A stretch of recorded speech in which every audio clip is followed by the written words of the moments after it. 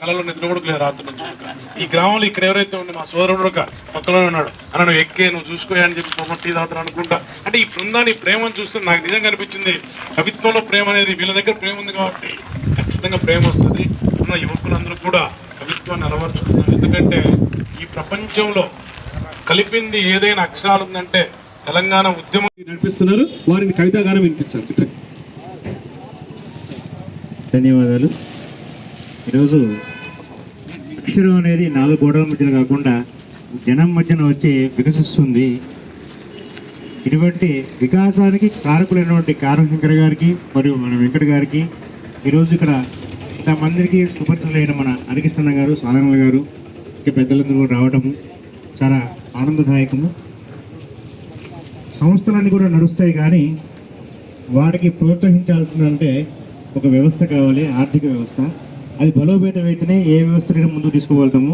ఇటువంటి ఎన్నో వ్యయాలున్నా కానీ కూడా కారశంకర్ గారు మరియు వెంకట గారు మరియు పెద్దల యొక్క సహకారంతో ఈ యొక్క యాత్రను ఇప్పుడు తీసుకురావడము, జనం మధ్యలోకి తీసుకురావడము, ఒక అక్షరాన్ని బతికించడం అంటే చాలా కష్టంతో కూడుకున్న పని. అయినా కానీ మనందరం కూడా ఒక తపనతోని, ఒక సాహిత్యాన్ని, అక్షరాన్ని బతికించాలని ఒక ప్రేమతో ఈరోజు మనము ఇక్కడికి వచ్చాము. చారిత్రకను నడవడానికి మనం వెళ్తున్నాము. అక్కడ వెళ్ళే ముందుగా మన యొక్క అక్షరాన్ని ఒకసారి మనం తెలుపుకున్నాము. నా యొక్క కవితా శీర్షిక కవి చైతన్య శిల్పి. నేనొక కుసుమాన్ని, అక్షర పరిమళాలు వెరజల్లే కుసుమాన్ని, అంతేకాదు నేనొక నేర్పరిని. నాలో దాగిన భావజాలమును ఒడిసిపట్టి పూలదండవలే అక్షరమాలికను అల్లే నేర్పరిని నేను. ఊహలకు అక్షర రెక్కలు తొడిగి విహరించే పక్షిని నేను. ఊహలకు అక్షర రెక్కలు తొడిగి విహరించే పక్షిని నేను. నా మస్తికంలో జ్ఞానతంత్రులకు ప్రాణం పోస్తూ సమాజ శ్రేయస్సు కోసం పరితపించే నా అక్షరం మరో అమ్మే సుమ. సమాజ శ్రేయస్సు కోసం పరితపించే నా అక్షరం మరో అమ్మే సుమ. ఎదలో ముదిరిన భావోత్సవానికి నా అక్షరం విత్తనమై నా కవన సాగులో సీరా చుక్కల అక్షర సేద్యం చేస్తూ సమాజాభివృద్ధికి నా కవన జావిడిలో అక్షర చైతన్య ఫలాలను అందిస్తాను. నా కవన జావిడిలో అక్షర చైతన్య ఫలాలను అందిస్తాను. నా అక్షరం నిత్య చైతన్య శక్తి సాధనం. నా అక్షరం నిత్య చైతన్య శక్తి సాధనం. భావాలకు ప్రతిరూపం నా అక్షరం. కవన కథన రంగంలో నా అక్షరాలు తూటాలు. కవన కథన రంగంలో నా అక్షరాలు తూటాలు. విశ్వమానవాళి మనుగడకు ఓ ప్రబోధ గీతం నా అక్షరాలు. విశ్వమానవాళి మనుగడకు ఓ ప్రబోధ గీతం నా అక్షరాలు. కవిత్వం అంటే కాసుల కోసం కాదు, ఒక కళాత్మక హృదయాన్ని కదిలించే చైతన్యపు కేంద్ర బిందువే నా అక్షరం. జన చైతన్యానికి ప్రతీక నా కవన అక్షర వెలుగులు. పదాల వాక్య నిర్మాణ శైలి తొడుగులు తొడిగి చెక్కి నేనొక శిల్పిని నేను. కవి ఒక చైతన్య స్ఫూర్తి శిల్పి. కవి హృదయం అజరామరం. జై హింద్. ఒంటరి. నేను ఒంటరిని, నాకంటూ తోడు ఎవరూ లేరనుకుంటాను. అప్పుడే పోస్టులో వచ్చిన పత్రిక నాకు తోడవుతుంది. ప్రపంచాన్నంతా నా ముందు పరిచి అది నాకు నీడవుతుంది.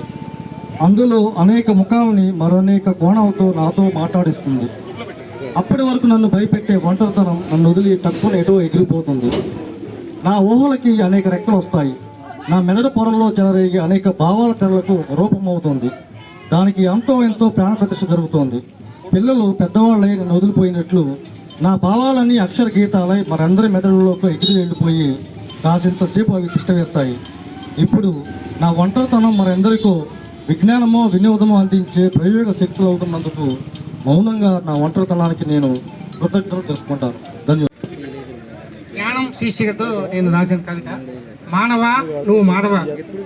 ఆది మానవుడి దగ్గర నుంచి అంతరిక్ష యాత్రికుడి వరకు సాధించినారు ఎంతో ఘనత. వారి ప్రతి కదలిక ఒక చరిత. మనిషి మస్తిష్కం ఒక ఆలోచన తరంగం. పాతాళంలో భవంతులు కట్టిన, గగనతలంపై చోటు అమ్మిన వాడి ప్రతిభ అనన్య సామాన్యం. తిమ్మిని బమ్మి చేయటంలో నేర్పది.